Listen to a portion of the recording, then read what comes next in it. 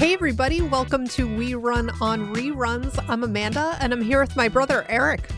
How's it going, everybody? We are here with our Friends podcast where we are talking about season 8, episodes 21 and 22. That is the one with the cooking class and the one where Rachel is late, which we determined last week is not to an appointment, but it is late in delivering the baby. That's right. Yes. We both forgot about that.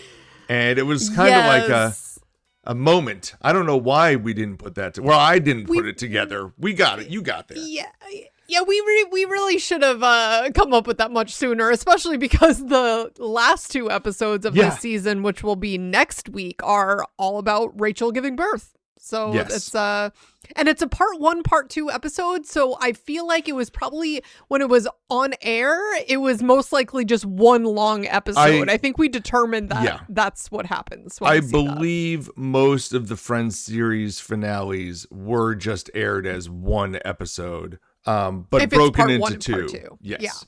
Yeah. Well, I'm trying to think. You mean the season finale? I don't know if we have that many. Oh, I said series. You're right. No, the season finales were all broken into like hour-long episodes, mostly. And then when they were put out on DVD or when you were watching them in syndication, they were all rolled out as 2 separate episodes. So I think they technically filmed them that way, but aired it as one. Yeah. And just as a reminder of where we left things off last week, we had Joey being interviewed for Soap Opera Digest. And we also saw Rachel having a baby shower thrown for her by Monica and Phoebe, but they forgot to invite Rachel's mother. We also saw Joey auditioning to host the game show Bamboozled. Oh, God, I love Bamboozle. Loved. Yeah. I do. I really do.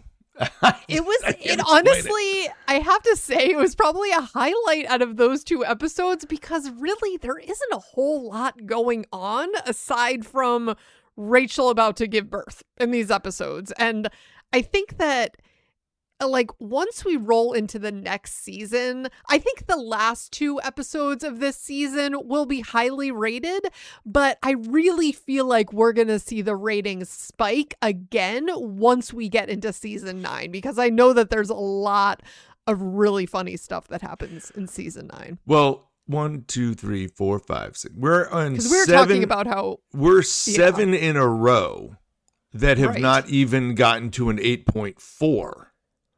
Right. And if you want to count the 8.4s that happen there, it is 11 straight that have not gotten past an 8.4.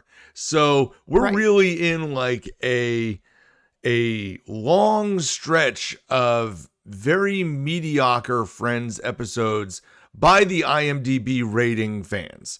I think there have been better episodes than that. I think it's maybe IMDb like raters are not aligned with me. I see there were a few episodes that were higher than that. I liked the one with the birthing video. I liked the one in Massapequa. Like those were things that I could watch again and again.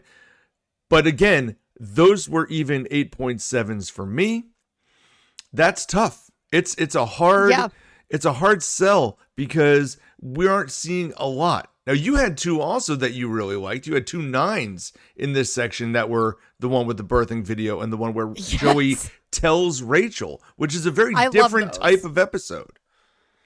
Yeah, I felt like those hit a lot harder than they maybe had at different points, like rewatching them. I just felt like Joey especially was so good in those episodes. So was Rachel. I just really liked how they dealt with that whole situation. Kind of wish they totally killed it there.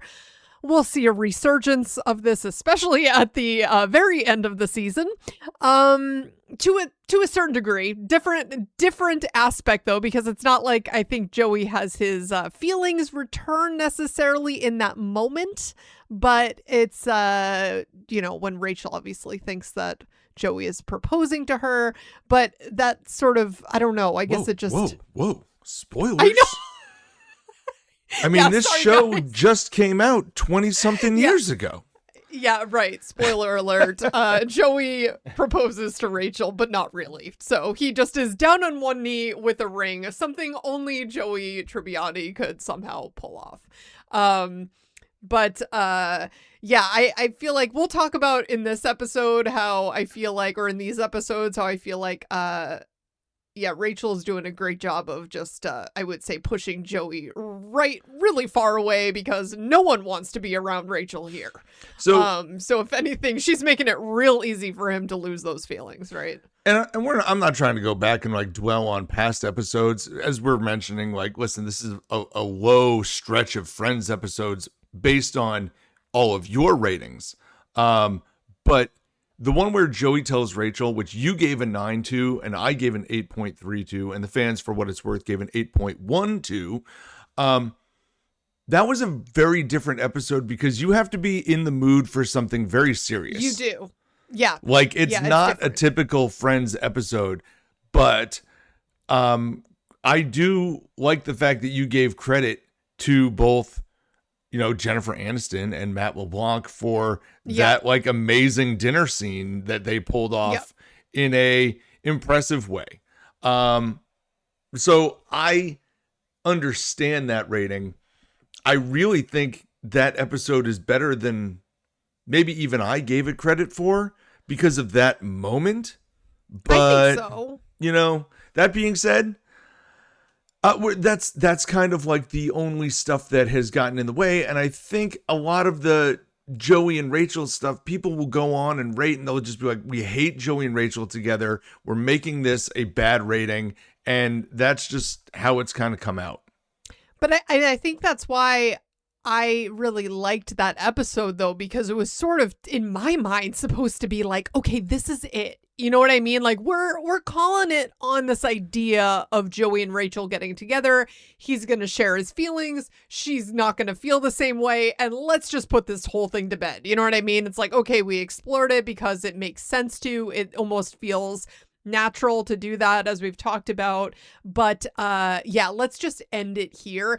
I am not going to rate the episodes as highly where Joey continues to pursue feels awkward. I'm thinking like when they're in Barbados, that whole situation. Not as much of a fan of that. Okay. But we're getting ahead of ourselves here. But I'll say this, those Barbados episodes, and I'm not a fan of ones where they're out of the coffee shop. Listen, you got Paul Rudd in there. I know. Like, there's a lot going on that's positive in those episodes, too. Oh, yes. So we'll see when we get there. But for today, let's start by talking about Season 8, Episode 21, The One with the Cooking Class. And in this one, we're going to see, obviously, a cooking class that Monica is taking after getting a bad review from a critic where Ross tries to buy all the papers in a couple block radius. But they try to do this a few times. They do. Friends. I feel like this. Well, at first it was Joey. Yes. Yes. So just being able to hide news. Like, okay, this is a very dated way of approaching. They had cell phones at this point. But remember, kids, these cell phones they were not smartphones. They were just phones. No, people were not living with their face down yet. Not yet. No, that was not a thing, no. So anyway, they've got this cooking class that they're going to go to, and Monica is going to show off all of her techniques, as well as Joey's maybe going to pick up a tip or two at this as well. We also have Ross and Rachel deciding, hey, maybe now is the time that they should buy stuff for this upcoming baby that is going to be appearing within a week in their apartment. And this is where we get to meet Katie. And we'll talk a little bit about them. But let's start here where Chandler is going out for a new job. And he decides to work with Phoebe on his interviewing skills because, according to Phoebe, he does not give a very good first impression. And when Chandler tries to fact check that with Rachel, she says, Chandler, I'm not going to lie to you, but I am going to run away from you. Yeah. Just takes Which off. actually seems like a very Chandler thing to say to him. So I don't hate that, especially because he rolled in calling her fatty. I'm like, Chandler, what has happened? That felt very I don't know. It did not sit well with me. It always sticks out. I don't like that line. It's not even funny. I don't know. To me, maybe it's just me. Listen. Did you find it funny? No, not really. But I laugh when you bring it up because it's so jarring that he says it. That it doesn't feel like a real Chandler joke. That's the thing. Hey, Phoebe. Like it's so. What? If I laugh at it, it is because I'm like, what just happened? I know. I feel like I'm laughing now more about it than I do watching it. It's like, is that really like a line that they wrote? Or maybe, I feel like maybe he just improvised that and they just didn't cut it out. I don't know. I don't know. Maybe not. I'll say this without guessing on whether it was written or not. The idea that Chandler would make a joke about Rachel being pregnant, I think that would happen all the time. I think he would make jokes at that expense for sure. Absolutely. But that one just comes off real weird. And it doesn't feel like the same type of Chandler joke. And I think my thing with it is he just immediately leads with it. I feel like Chandler's jokes are more like reactive to something that somebody else said. So true. Yes, he's just trying to diffuse the awkward situation with humor, right? That's his whole thing. So to just kind of roll in with that, the only explanation I can think of would be if because they've all now been having to deal with Rachel although she hasn't gotten quite as insane as she does in the next episode yet, but I imagine maybe there's been signs of that. So maybe he's just expressing his frustration. I don't know. That's really a reach there because we have not seen evidence. I mean, it's a reach for sure. To make jokes on camera for the audience about jokes that we haven't seen and don't have evidence of seeing yet seems a little revisionist. Yeah. I do like in this whole portion of the episode in this storyline, though, when Chandler is prepping for this job interview and he's saying to Joey, he's interviewing to be a VP for a data reconfiguration for another company. And Joey's like, wow, how do you know how to do that? It's just like, that's what I do. It's what I do now, Joe. It just made me think of his line. Does anybody know me? No, they don't. No one does. No one. And it's just a funny part of this show, I think, because we're 8 seasons in, and I think even a lot of fans would be like, what does he do exactly? For sure. And he office. He says it again at Central Perk, and even Phoebe's like, wait, I know somebody who does that. He's like, me. Yes. I do that. You know me. Yeah, I like that. But I will say, I do really like this scene with Phoebe and Chandler going through the interview process where Phoebe essentially comes to the decision that all you have to do, Chandler, is fight all of your natural urges. Yes. Because you want to make be you. Yeah, you want to make a joke out of everything. And it's off-putting to make those jokes. Yeah. It's very good advice. I think that I like that Phoebe was just real with Chandler in these scenes. And I think I mentioned that when our last episode, Phoebe was the one holding it down. She's just telling people, she's the truth lady, as the children said. And I feel like that has been a consistent part of Phoebe's character. As flighty as she can be, I also think in a lot of ways it can be argued that she is the most down to earth at times. It's weird. Boy, down to earth is a pretty heavy sentence or phrasing. Just saying, right? But she is the one who's like, just tell them how it is. Just be real. I don't know that I would say tell them how it is and down to earth are the same thing. Yeah, you don't think so? Just being direct? I think of, maybe not. Maybe those are two I just think those phrases things. mean different. To me, those are not the same. being direct. But you have to be grounded in order to be so direct, though, right? It's like you have to be like have both your feet on the ground to just say, like, listen, if you don't want, like what she was saying to Monica about Rachel's mom, if you feel that way, just tell her, or to Rachel, like, if you don't want your mom around, just tell her you don't need her around and call it a day, oh yeah, that would be easier instead of concocting all these other thoughts. But that's I like the idea of direct. I think direct is for sure. She is the most direct out of all of them. And I think part of that, whether we want to refer to it as down to earth or not, in my opinion, it stems more from like when we talk about her being flighty, yeah, she does not care what your response is. She's going to tell you how it is. And if you choose to think that she's stupid because that's her opinion, then she doesn't care. It just bounces right off of her. She's like, all right, well, that's fine. And she goes on about her day. She's going to be herself no matter what the reaction is. She is solid. Maybe she's grounded in her own, like in herself in a way that the rest aren't. Maybe she does have a level of, instead of down to earth, it's like a level of self-confidence and like grounding in just who she is as a person. It is much more than other people. It is a level of self-confidence that affords her to not be worried about what other people think. Right. I think someone who's like grounded and down to earth, to me, is something different.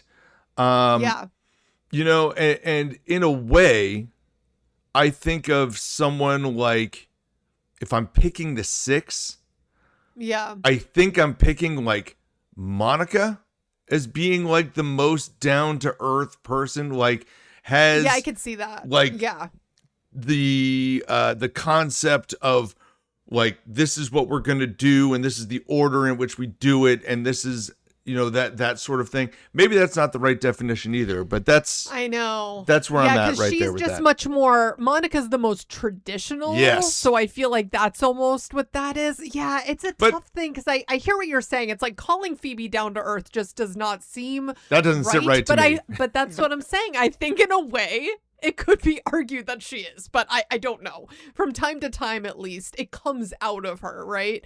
But maybe maybe that's not the right term. So let's move. What do you make of the actual interview that Chandler does with the boss that he sidesteps duties and then steps right into it again at the end? He's like, no, this is over. This is already over. Yes. Like, what do you think about all of this? You've done interviews with people before. Yeah. Listen, Chandler, it's not over. It is not over at all. Like, just because you've gotten up from the chair, dude, you've been in the game too long to think that this is the case, right? I've got to think that Chandler would have way more experience dealing with this type of thing than to start talking about poo as the interviewer says. I'm like, no, this would be over. Like, there's no way that he'd be getting this. I don't know. Maybe not. If you have to have kind of a sense of humor, and it wasn't that bad, but we know that he was a temp at the beginning of this, or he was hired, but it was supposed to be a temp job, right? That's his reference. That hasn't happened yet. Right? No. That was at the very beginning. Like, he was like, this was all supposed to be a temp job, and like that's when he quit his job, and they like offered him a ton of money. He's like, I don't care, who cares?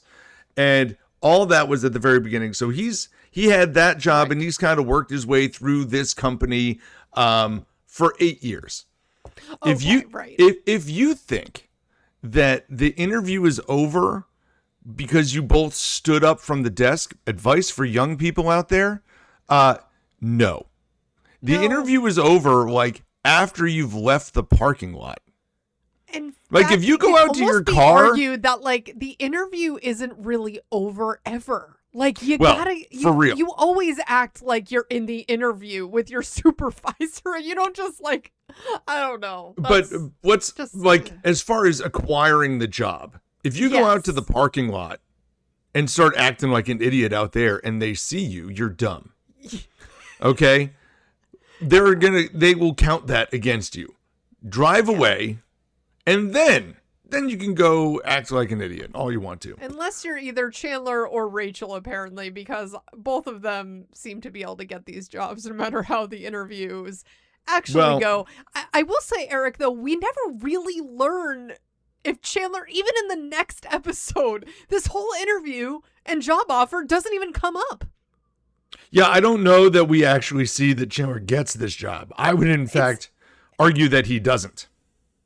I guess I was almost going under the assumption that he did. And because the guy kind of basically told him at the end that he was kind of a shoo-in. But then we never hear about it again. I don't know. We never hear about it again. And like Chandler's work is a mystery the whole time. So like, I'm not sure that he actually gets this job or doesn't. And not until we see him switch careers. No, and between some of the storylines in this episode and also like even last week where we were talking about we had one of those like the highlight reel episodes, it's like it almost just felt like they were just trying to put stuff in just to like, okay, let's have Rachel give birth and then end this season. Like I don't know. There isn't a lot of other really key things going on in these episodes outside of Rachel's pregnancy, right? No, like the overarching like story arc for this is Rachel's pregnancy, and everything falls within a bucket that is within that realm. The same way that the previous season was Monica and Chandler's wedding, and the one before that was Monica and Chandler getting engaged, and the one before that was essentially dealing with the fallout of Ross's wedding, right? Like the season 4 was how do we get to Ross and Emily's wedding, and then season 5 was like everything that fell out after that, which is kind of why I feel like season 5 might be a favorite, because there is no like point. Like they end that with Joey getting the job in Vegas, and it's just, hey, let's write 24 funny episops. And that's kind of how it went. Pure chaos. Yeah. And I love that. Yeah, season 5 to me is up there, but I feel like season 9, I am very excited. I think the last 2 seasons of Friends are like, for a show that goes on for 10 seasons, which you see less and less these days now. Right? Oh, yeah. There are shows, like we've talked about, that have been on for almost too long. If a show gets to 8 seasons now, I feel like that's pretty good. Oh yeah. And especially a show with this many episodes per season. It's just not really a thing too much anymore. But the fact that like, I think we're actually going to see a spike again. This is my theory, have not looked, but my guess is that the scores are like the people are going to rate those episodes higher than what we've seen in season 8. I guarantee you. And again, I do my best not to look at any of these ratings until like when we're pulling them up at the end of our podcast. Yeah. Now, I will say that I would venture to bet that in season 10, there are just some banger episodes because there are just they're just kind of pulling off series long quests, you know, like and like jokes. Yeah. Yes. And putting it all together. So I think season 10 will have some incredibly highly rated episodes. And season 9 is also going to have some of that too. Season 8 just kind of seems to be falling flat. But anyway, let's move on. Yeah. Cooking class. Yeah. What do you make out of this section? The whole idea of Monica's bad review to going to the cooking class to track down the guy who gave the review to then pretending to be a beginning cooking student and earning the star that she gave her to give to her. It's so bad. By the way, so bad. The whole thing with the star. First of all, I feel like, have we heard this storyline on Friends before? Like, it just seems like the age-old like story in a sitcom. You know, like kind of like, oh, let me fake my way through just to like pull the carpet out from under you, but no one really cares. And the whole class hates Monica, which she even points out herself because she's just so obnoxious. I don't know. I just don't really care about this. I'm glad you said that. It does feel very familiar or formulaic, I guess. Yeah. I don't know that I can piece or immediately point to another friend storyline that did this. So, like, I think it's just so typical of a sitcom storyline. You know what I mean? Like the whole, I ended up in this spot and now I'm going to pretend to be something I'm not, only for the big reveal, which is, in all honesty, Monica just saying, I'm sorry you all hate me. I don't care. Yeah. Which is great. I guess, she does stay true to herself as well. She sure does. Like, I do like Monica in this situation. I do find her to be really funny.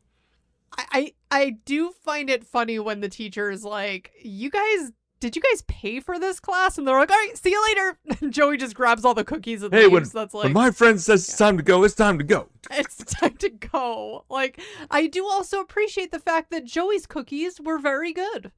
Yes. So, hey, little win for Joey there.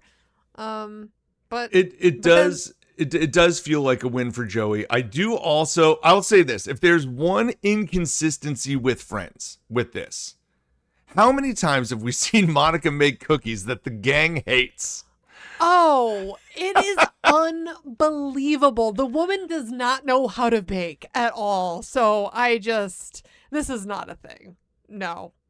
Joey's cookies would have been better than Monica's, maybe because they had the recipe there. It is very strange, though. We've talked about that a number of times. It's like, why does no one like Monica's baking ever? It's weird.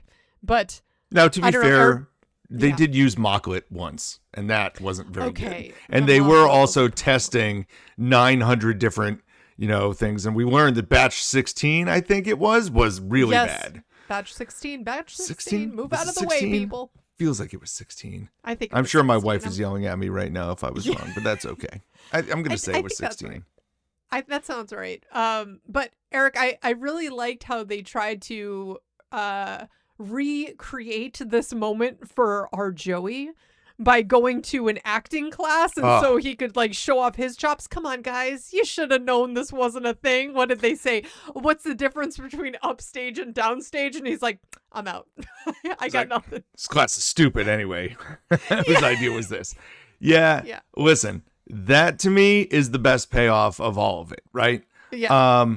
But I will say, I have felt through watching this series again, and I've watched it a number of times, but less with a fine-tooth comb as I'm watching it this time. I feel like Monica has always been the one that I've said, oh, she's the glue. Everything is held together by Monica. And on the rewatch, I keep going, man, I feel like Monica is left in the shadows a lot. And so I do like this episode to give Monica some spotlight on her. I thought the stuff that she did with the cooking class was funny. I enjoyed that.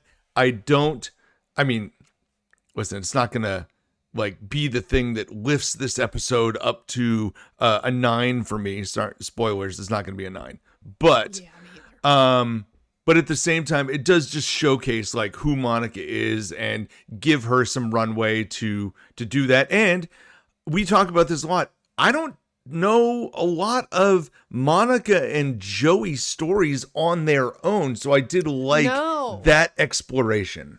I was thinking that too. I don't think we get many of those at all, to just have Joey and Monica. So I did appreciate that as well. I mean, I think the thing with the glue statement, because Monica's she's the mom of the group, right? And I would say sometimes the glue, though, is invisible, right? Sometimes the thing that's kind of stabilizing the whole group, it's because she's not front and center, but she doesn't really have to be, because it's not really about her, but it's she kind of brings everyone together, though. The storylines are not always about her, right, but she is usually adjacent to involved. Many of the storylines. Yeah. She might just be Yeah, she might just be present in the moment when it's all happening. Okay, let me just toss this out at you.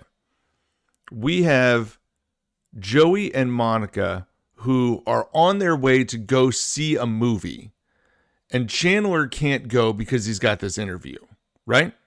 Mm-hmm. Okay, I don't like to do this a lot, but how do you feel about that dynamic in real life? Like, you're really good friends with somebody. Yep. And you're a married couple. And, does the wife go out with male friend that's not husband without husband? Oh, in their friendship dynamic, I don't think that that's weird at all. Because there's like a group of all 6 of them. Oh, and because they've established this friendship like long before, they've known each other for a long time. There's clearly like the level of like, yeah, there's nothing beyond being a platonic friend with Joey. I don't think that there's really any strangeness about that at all. I don't think so either. But at the same time, I'll say that I think there can be some weirdness if this was actually mirrored in real life. If depending on the people. Exactly. I just think, I think it just totally depends on the circumstance. If you guys have an established friendship though, and clearly like Monica and Joey, hang out like, just on their own in the coffee shop or wherever. So going to catch a movie, it's, especially at this point in time, I mean, that's just what people would do. Nowadays, you'd probably just like have the person over. This is the man that comes into their home and just eats out of the refrigerator. You know what I mean? Don't disagree with that. But yeah, I guess I bring this up to point out maybe this is why we don't see a lot of Monica and Joey on their own together. Yeah, that's true. They might have thought it would be almost weird to like heighten their friendship one-on-one, since like it's always been more Monica and Chandler obviously focusing on their relationship. Yeah, that I get that. Because I guess this is the thing. I think if you're hanging out as a group of people, like, and one person leaves, another person comes in, like, nobody really cares about that. But to isolate, hey, me and you are going to go to this movie together, that does change the dynamic a little. And depending on your friend circles, I don't know how good everybody is with that situation in real life. Now in TV, the 6 of them are virtually equals. It's all the same at this point. Like, it's almost irrelevant. But I guess I'm just trying to equate it to real life and saying, I don't know how well that would play, but it depends on the relationships.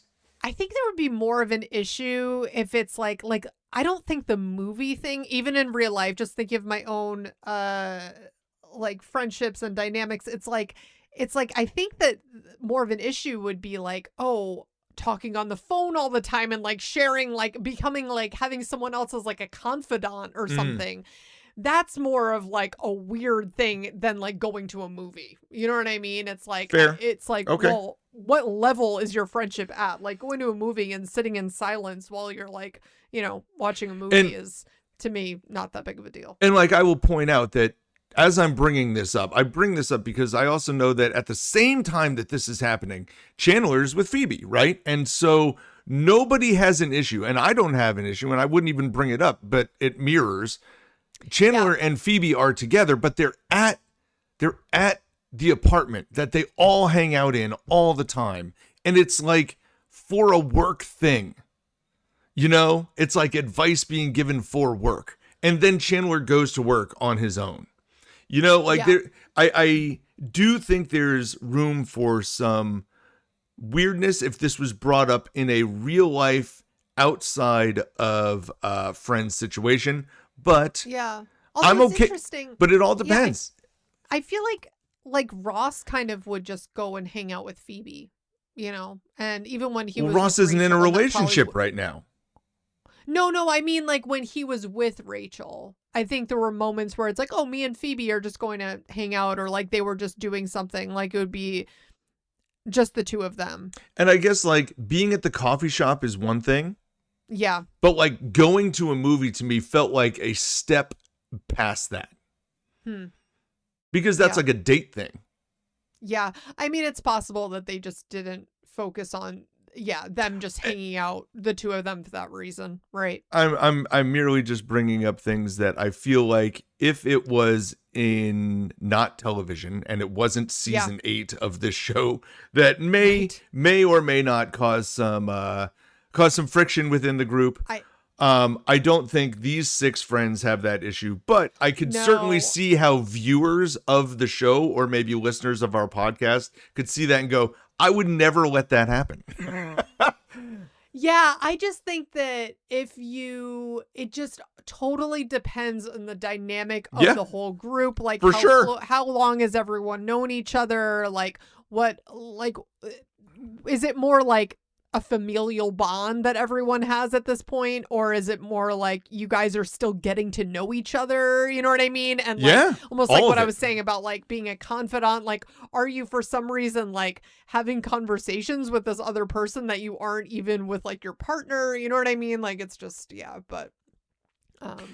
Well, speaking of some dating scenarios gone awry, let's get into the Ross and Rachel of it all, where somehow Rachel and Ross have decided that now, with less than 7 days before the baby is here, they should probably buy a crib, which is crazy to me that they haven't done anything. But they go out to the store and literally buy everything in the store. And Katie is there at the checkout. And Katie is essentially helping them get all their stuff and, going through everything. But then once she realizes that Ross and Rachel aren't actually together, she starts flirting with Ross for sure, calling him Indiana Jones, which I love. Oh my because God. Ross is like, I am like Indiana Jones. That line is so good. I mean, that is great. He's like, paleontologist that works out. You're like Indiana Jones. And he just eats it up. I do like that Rachel like banters back later, like, listen, you'd have gone out with anybody if they called you Indiana Jones. Like, what are we talking about here? But Katie comes back to their apartment because she had the address and basically is like, hey, you left this behind. By the way, deliveries aren't really part of my job description, meaning she's there to date Ross or ask him out. And of course, he's trying to tip her. And she's like, oh, no. I was just here to ask you out on a date. And of course, Ross is ready to go right now. What? Ross? Right now. That is very Ross. The apartment is in shambles because they've just moved all this stuff in. And he's like, oh, yeah, I can go right now. Yeah, I'm free right now. Okay, Ross. All right, calm down. Calm down, buddy. This ultimately leads to Rachel coming out to Ross and saying, listen, I don't want you to date anybody. I want you to be at my beck and call 24 hours a day. And that's just how I feel. And Ross, to his credit, is like, you know what? Fine. And she's like, wait a minute, but I'm wildly unreasonable right now. And he's saying, yeah, but you know what? You're having our baby and I can do that. So no problem. And you know what? Props to Ross. You know what? I get props to Ross, but Rachel, girl, you need to dig deep here. Like, why are you asking him this? Like I really wish that he had like just pushed her on that a little bit more, but it's like, but he's not ready to see it either. Like, neither of them, they're both just in denial like crazy here, like obviously he's fine with that because he ultimately only wants to be with her too, like they're feeling it, they're just not coming to terms with their own feelings. That's all this is. And the idea that I love so much when Rachel, after the whole experience at the store, Rachel's going to Phoebe like, well, Ross almost picked up something that wasn't on the list, a whore. And Phoebe's like, wow, did she know that you guys weren't even married? Yes. We must alert the church elders. That is one of my favorite statements when she says that. Yes. That's the best line from this episode. Right? Because again, Phoebe is coming in with a logic where it's like, what are you saying here? Like, it sounds like you're jealous, Rachel, because you are, like you're being completely unreasonable. Like, which just escalates into the next episode like crazy. But this is just very, I understand why Rachel is kind of like, Ross, really? Like, do you always have to be the guy who's dating someone like all the time, even right now when I'm about to pop? Like, this is probably not the best time to just be starting something up with someone. I do get that, but for her to have to go out of her way to ask him not to date, it just feels really cringy. It's really tough. She shouldn't have to ask. Honestly, he should be getting there on his own, but here we are. No.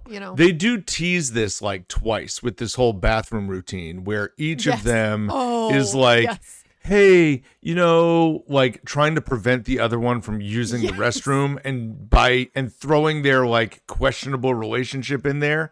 And Rachel is the one who's like, wow, well, yeah, maybe I would be willing. And he's like, oh, well, I was just kidding, like you were kidding with me earlier. And I'm like, Ross, bro, dude, what are you doing? Just let it go. No. Let this play itself out. Let her talk. But right? Yeah. But I found that interesting too, that he was so quick to backpedal on that. Like, come on, you guys, you both want it. Just admit it. This is just weird. But this is the episode. Oh no, hold on. I'm too far. Oh, are you thinking about the next one? Yeah. I think I've blended the two episodes together. No, that happens in this one with the whole thing where they're like preventing. Yeah, because then at the end of this episode, Ross, he was messing with her saying, yeah, are you sure you don't want something more? And then Rachel starts to say, well, I don't know. I mean, yeah, like I was just messing around. Oh, like you did with me last night. And she's like, oh yeah, that was so funny. I was messing around too. And then she totally forgot that she even had to pee because you could tell that she's now like, oh dear God, what have I said? Have I said too much?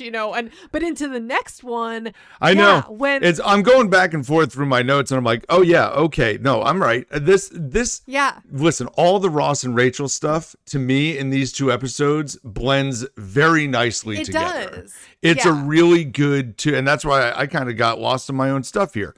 This one is where Rachel, though, is just so cruel to this poor woman. I actually kind of feel bad for Katie because it's like she's just showing up because she thought that this guy was maybe interested in her, although showing up to their house is a little bit. It's okay.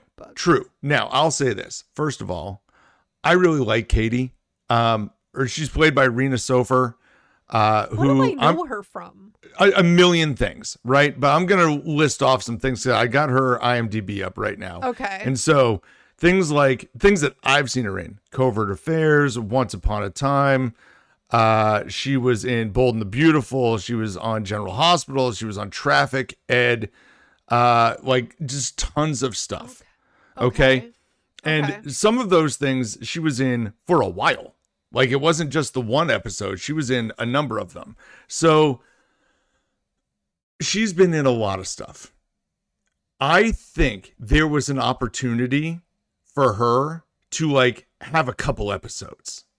I think it would have been really cool to have that. But you introduce her so late in the series, or so late in the season, rather, that we're about to go to in the next episode, we're getting ready to go to the hospital and have the baby. And it's just the worst time to introduce another love interest for Ross. Only Ross could start dating someone at that point, right? Well, Yeah, it's like to me, I hate looking back on previous scenes that are like classic Friends scenes and seeing like random person on the side. The number one of those, is back when Chandler spills the beans on Ross loving Rachel and like Fruit Basket Lady is there. Oh, yes. That drives me insane. The same way in How I Met Your Mother, Lily didn't want any of these weird people that Ted was bringing around to be in the group photos. Okay, that is so crazy. I was just going to say that. I was just going to call you Lily. Yeah, because call me Lily. I support her decision on that. Doesn't want one of his bitches just in the family photo. Like, or no, like one of his skanks. Yeah, I forget what the term she used was. Oh but my God. Like, either way, random skanks. The idea that you get like these iconic moments and then there's like random dude or girl on the set. It's like, where did you come from? That's life. What are you doing here? As I know. Ted argues. Listen, I am often not with Ted Mosby on How I Met Your Mother more often than not, but I do listen. It is what it is, Lily. Things are not going to always be perfect, and people are sometimes there. But so listen. But how bad would it have been if Katie was hanging out at the hospital waiting for Rachel to give birth?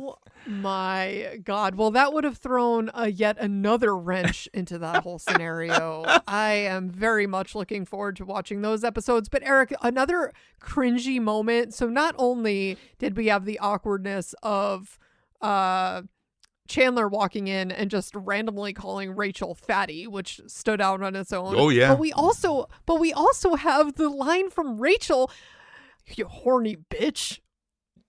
She's straight up. Then Katie she tries to like mock it with the dinosaur toys. No, you're a horny bitch. No, you're a horny bitch. I'm like, are you kidding me right now? Like these lines. What is going on with these lines? Yeah, we're into the early 2000s now. It's a lot different than the early 90s. Like it's a little different.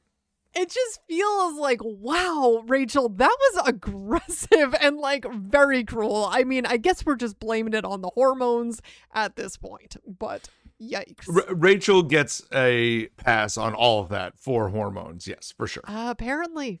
Wow.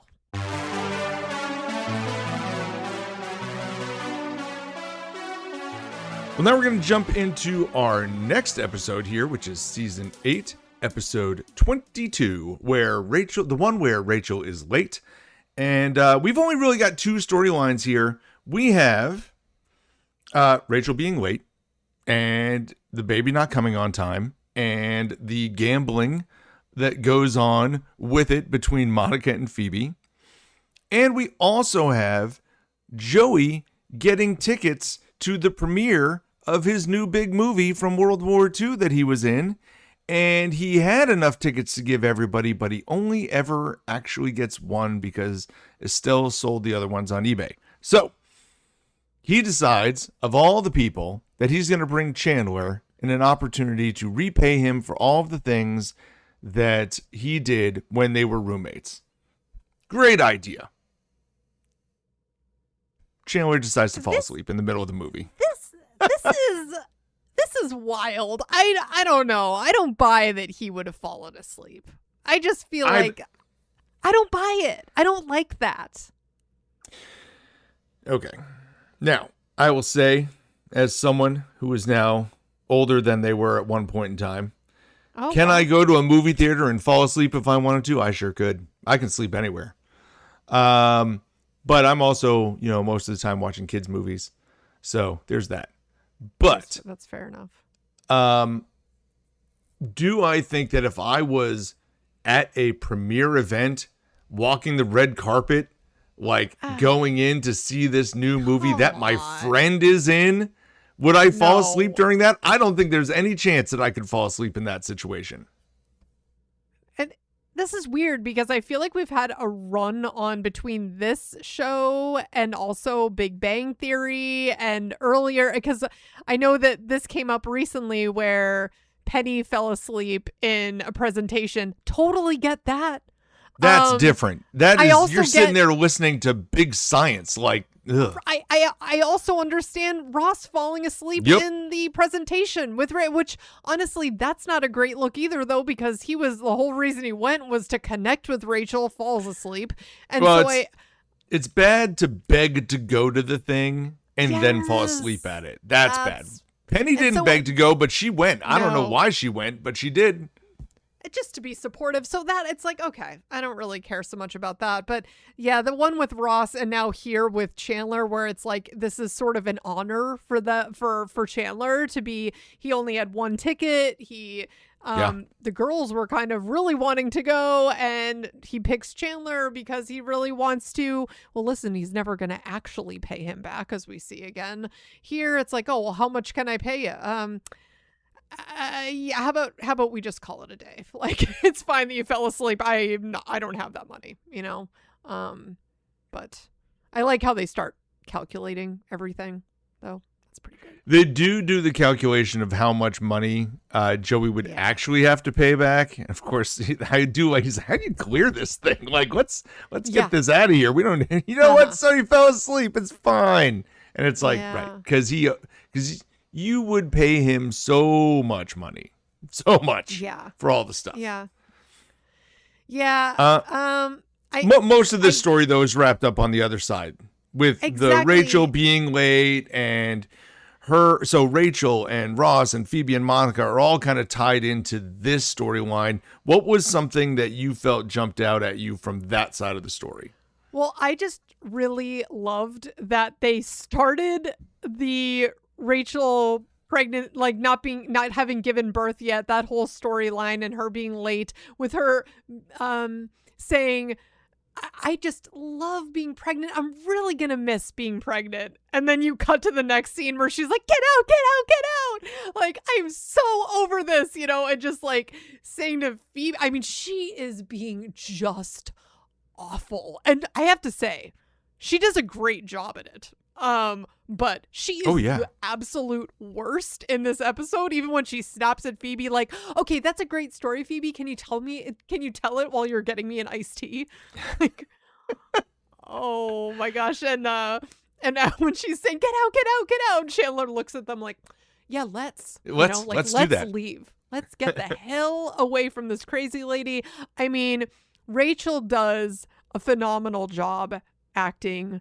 Absolutely nuts. She is just so cruel, even to Ross. I think there's a moment where like he walks in the apartment and she's saying like, in a minute, from the bathroom. And he's like, well, and people wonder why we're not a couple, and it's sort of like she is being absolutely unhinged right now. I will say that my wife would say this is a very accurate portrayal of how it goes down at the very end. Yeah, like not all the pregnancy. Like Rachel comes in like, hey, tomorrow's the due date. Like, I'm really going to miss being pregnant. And it's like the first 9 months, there were ups and downs, whatever, but it's fine. But as soon as it's like the last stretch, it's just, apparently it's real bad. And I remember it. Can't get comfortable. It sounds it's not possible. It's just not possible. It just sounds awful. And she's over like 8 days late, I think, at the end. And I mean, even when they're in the doctor's office, she is being horrible to Ross. I think he like clears his throat at one point and she's just like flipping out at him. Like, could you breathe louder? Yes. Oh my gosh. She's like, were you this bad during Carol's pregnancy? It's like, oh my gosh. Yeah. Yeah, and Ross is just wanting the doctor to do whatever she possibly can. She makes a lot of suggestions, and guess what? The number one way to give birth, if you're having a hard time, is to have sex. And yeah, Ross is like, I'm good, Right. Like, that is the last thing that I want to do right now because she is being a menace, So I love that they roll this then into like a discussion with Monica and Phoebe, who have now been gambling on whether or not it is going to be today or tomorrow. And so when they roll out the idea that, well, the doctor said that, if we had sex, it would be faster. Monica's like, do it, go for it. Cause she's trying to win the bet. And she's like, no, listen, it's been a long time. Get yours. And Phoebe, on the other hand, is like, oh, I don't know. Like, if you two had sex again, like, that could open up a whole new can of worms. It is so funny. Which, of course, leads to them being like, what are you guys doing? And them getting in on the action as well. Where Rachel's like, no. Listen, I can tell I'm going to have the baby tomorrow. And then looks at Phoebe. Nope, not happening. Not going to happen. So Monica's now betting against all three of them. Yeah, love that. I love Phoebe in that part of the storyline. It's really funny. I mean, but the fact that then when they're back at their place and on the couch and they're like, well, he's like, listen, I just need to get this baby out of you because she is just still being the absolute worst. And he is just going to like take one for the team here. And even the moment that he touches her, then she like, I guess that's when her water breaks. And he has this line like, oh, I am good. I am good. I listen. If I was Ross, I would think the same thing. Yes, of course. Right. And so, but then as they're leaving, they have this other kiss, right? And Rachel's she's like, oh, do we still have time? It's like, no, we do not have time. We need to leave. But I'm like, Rachel, again, like in this moment, just come to terms with your own feelings. Like, obviously, they're all the hormones of it all. You have the bad side of it, but then you could also say that, well, she's also wanting to make that decision at that moment because she's also hormonal, right? So it's like, well, you're also then thinking on that side. But either way, it's like the idea that they're kissing at the doorway and then we know how the next two episodes unfold. It's like, could you two crazy kids? Listen, I guess we have to keep this tension up for the arc of the plot line, right? But it's just hard. It's hard to navigate that. You would think they would have just figured it out at this point. I don't know. You would think, but it was an excellent way to end this going into a season finale where now you've left the door open for all sorts of, conclusions, and you're not exactly sure where they're going to go. So if you're watching this for the first time, it is for sure a like, oh, I've got to watch this next week moment because you're not exactly sure where this is going because it's wide open. Oh, yeah. Yeah. But I love that because they almost make you feel like, well, they're obviously going to get together, like Ross is going to. Yeah, but everything that's led up to this episode has clearly pointed in the we're not getting together. And so now they've left you with that. And the previous episode, there were both of those like, well, maybe we could look at it. So it's in the air. It's in the air. And what do we do with that? It's in the air. Then they're going to have a baby at home together, which is both of their home. I mean, it doesn't even, the idea that they wouldn't get together. I think in the next episode, we do have like Ross's parents being like, okay, so you live together, you're having a baby together. This might actually be Chandler. And he's like, well, what are you doing? Like what? Yeah. What are you, or maybe it's Phoebe, actually. No, I'm sorry, guys. I'm like trying to think of, I think it's actually Phoebe that says that to Ross, that she's like, well, so why, like, it would just make sense to do that. Do you remember who has that conversation with him at the hospital? I'm like, I believe it's Phoebe. I think it is Phoebe. Yeah. Because they're like the one that's down to earth, as we said. Hey. Well, listen, she's going to tell you how it is. Yes. Like, I think she's the one who looks at it like, this is obvious, right? Like, what are we doing? Yeah. Oh, man. But yeah, I'm excited to talk about those episodes. And I'm trying to even remember exactly then. I mean, obviously we end with some type of cliffhanger around Joey and Ross, but like, how does season 9 pick up? Like, at which point? Oh, I know exactly where it picks up. Oh, man. I'm not going to say it because you're struggling with it, and I'm going to let you struggle with that. Nice.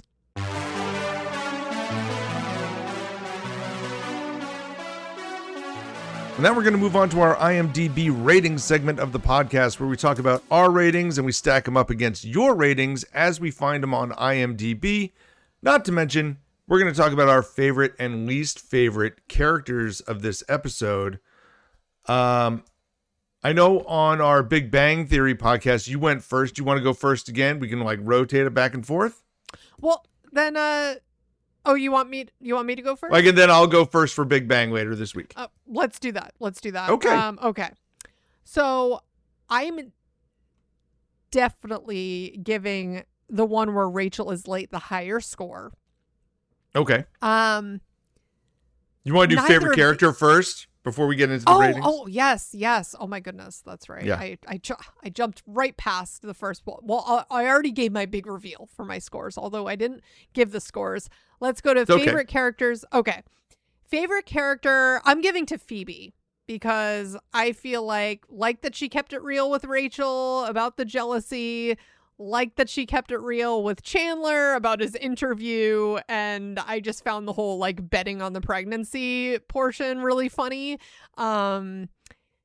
Least favorite, even though I found Rachel to be hilarious as an insane person about to give birth, and I like that there was definitely realistic aspects to that as well. I selected her as my least because I just really hated how awful she was being to everyone. It's just really awful. Very funny to see someone who's normally a pushover actually be so insane and so intense and aggressive.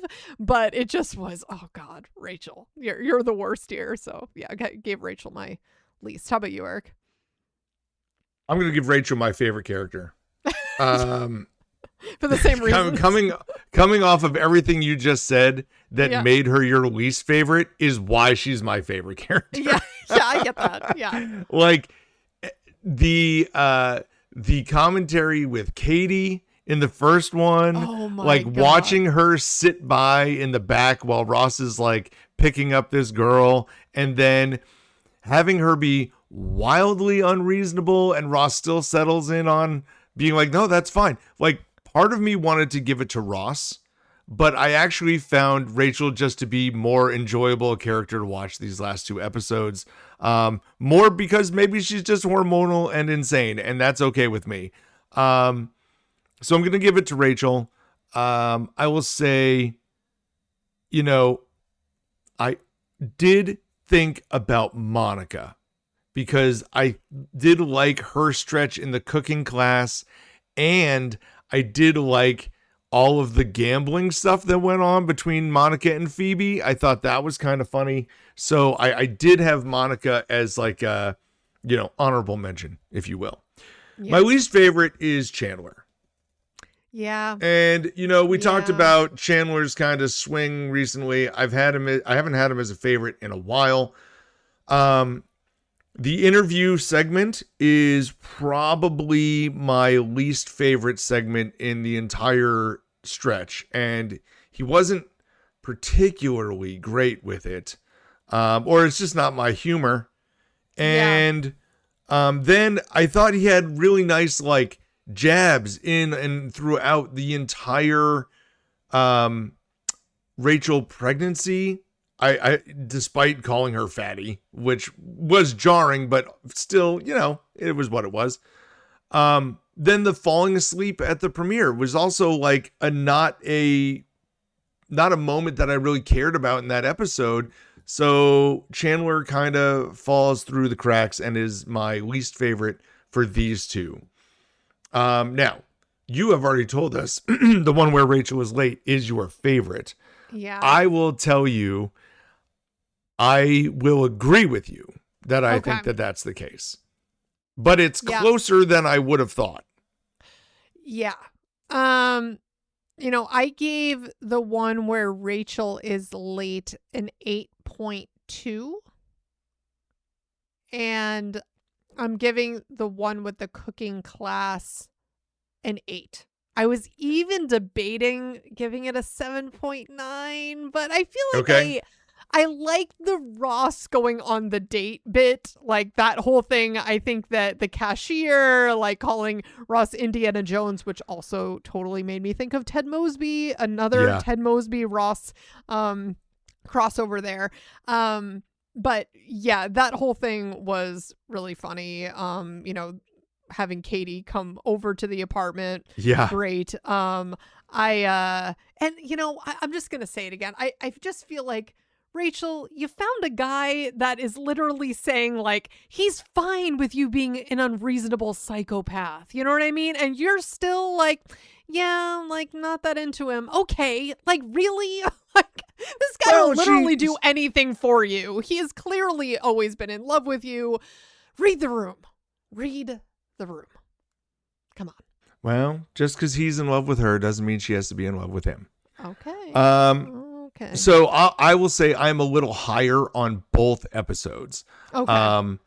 The one with the cooking class, I gave an 8.3. The one where Rachel is late, I gave an 8.5.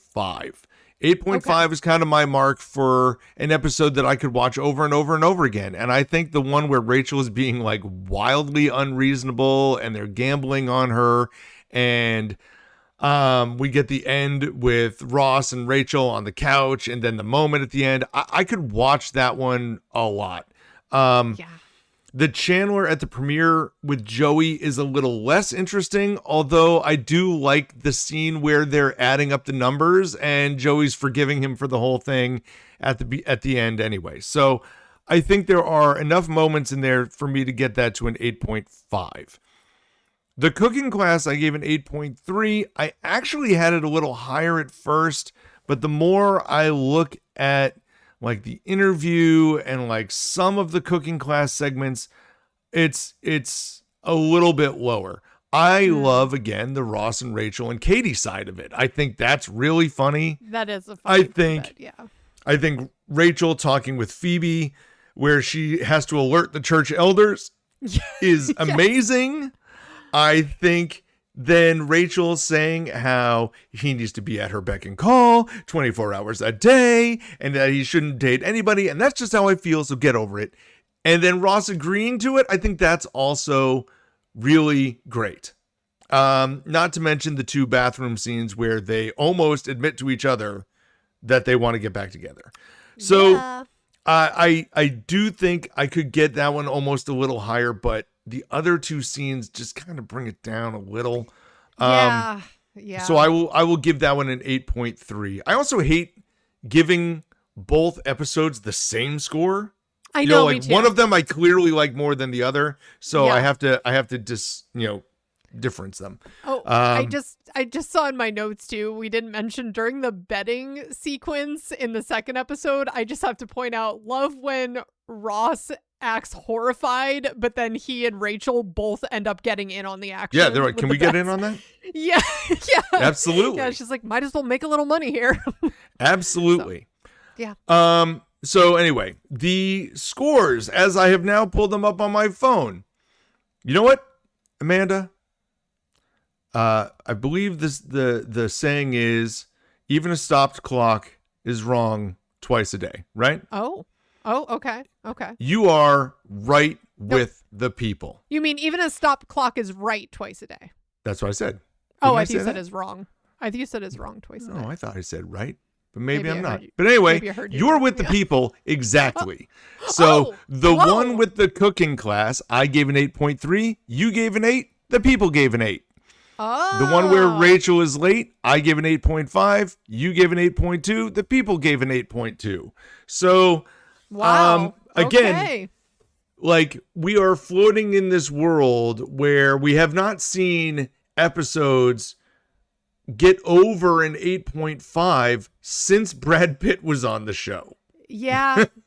I will just say, had this feeling. I'm like, I don't think these are going to push it over. No. I'm pretty sure that streak ends next week because we're going to talk about the one where Rachel has a baby, part 1 and part 2, and they're going to be above an 8.5. I have to imagine that. I have to Listen, imagine.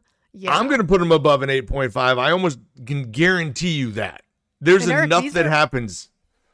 And these are technically away from home, which I know are not episodes that you like so much. So okay, these might be an exception.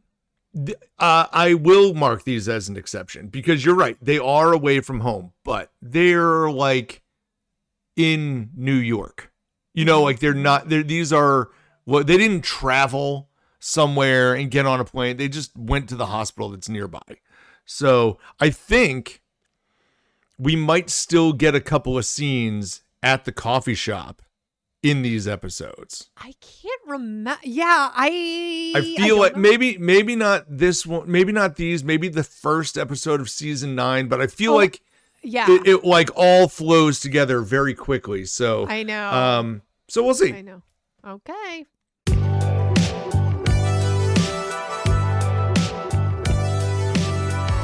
Well, thank you so much for listening to the We Run on Reruns podcast. Please check out our socials, Instagram, YouTube, wherever you can find us. We're out there. Please subscribe and like and share that content with all your friends. Also, leave us a rating on our podcast. If you are listening on Spotify, there's a place for 5 stars. If you are listening on Apple Podcasts, there's a place for 5 stars. If you're listening elsewhere, you can find it. There are rating sections there, and we appreciate all of those that are coming in. We are really starting to see some movement there, and we really appreciate all of your support. Not to mention, if you do like to listen on Patreon, we have a free Patreon that you can listen to at We Run on Reruns. So go ahead and check that out. For Amanda, this is Eric. Enjoy rewatching those last 2 episodes of season 8 this week. That is the one where Rachel has a baby, part 1, and the one where Rachel has a baby, part 2. Happy rerunning, everybody. See you later, guys.